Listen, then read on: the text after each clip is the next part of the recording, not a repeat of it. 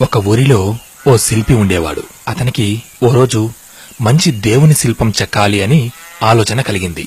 ఇక విగ్రహానికి కావలసిన మంచి ఆకారం కలిగిన రాయిని వెదుకుతూ దగ్గర్లోనే ఉన్న ఒక అడవిలోకి వెళ్ళాడు.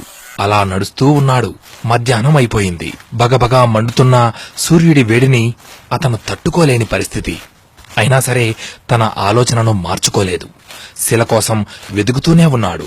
ఇంతలోనే ఓహ్, ఈ శిల ఆకారం బాగుంది, దీన్ని చెక్కితే అద్భుతమైన దేవుని ప్రతిమ అవుతుంది అని అనుకుంటూ అవధులు లేని ఆనందంతో ఆ శిల వద్దకు చేరుకుని, ఓ శిల, నీవు నాకు అనుమతిస్తే నిన్ను ఒక అందమైన దేవుని విగ్రహంగా చెక్కుతాను. అప్పుడు నువ్వు దైవం రూపంలో అందరి చేత పూజలందుకుంటావు. నీ కీర్తి ప్రతిష్టలు కూడా పెరుగుతాయి. నీ జీవితమే మారిపోతుందనుకో అన్నాడు.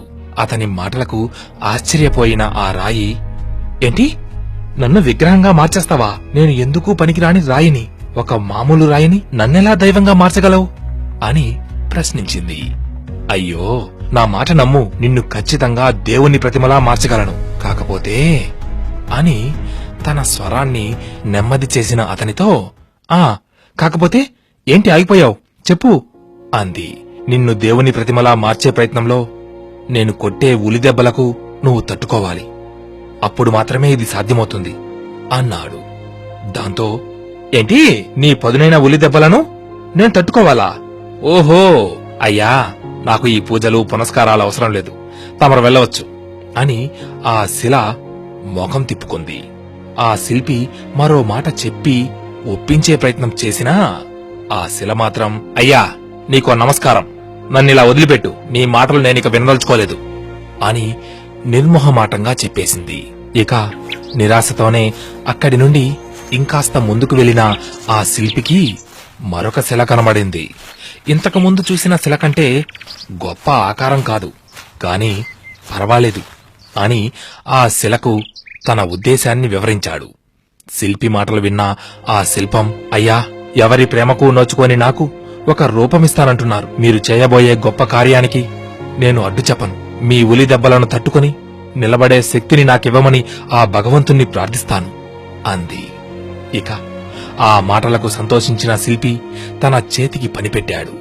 ఉలి దెబ్బలను తట్టుకుని నిలబడిన ఆ శిల అంతకాలం దేనికి పనికి రాకుండా ప్రకృతిలో ఉన్న ఆ శిల వంపులు తిరిగిన అందమైన దేవుని శిల్పంగా మారిపోయింది.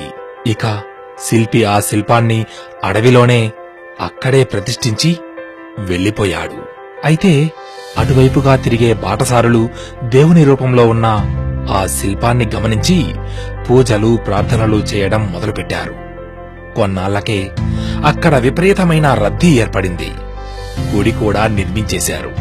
మరి గుడికి వచ్చిన భక్తులు కొబ్బరికాయలు కొట్టడానికి ఒక రాయి కావలసి వస్తే అక్కడికి కొద్ది దూరంలోనే ఉన్న ఆ రాయిని, అదే ఉలిదెబ్బలకు నే తట్టుకోలేనని జారుకున్న ఆ రాయిని తెచ్చి దాని నెత్తిన నిత్యం కొబ్బరికాయలను కొట్టడం చేశారు. ఉలిదెబ్బలు అనే కష్టాన్ని భరించిన రాయి రోజూ పూజలు అందుకుంటూ ఉంటే అదే దెబ్బలకు కుదరదు అన్న ఆ రాయికి ప్రతిరోజు కొబ్బరికాయల దెబ్బలు తప్పలేదు. ఇలాగే ఈరోజు కష్టమైనా సరే ఓర్పుతో వ్యవహరించి ముందడుగు వేసేవారికి సంతోషం సొంతమవుతుంది. గుర్తుంచుకో మిత్రమా, ఓర్పు ఎంత కఠినంగా ఉంటుందో దాని ఫలితం అంత అద్భుతంగా ఉంటుంది. ఏమంటావ్?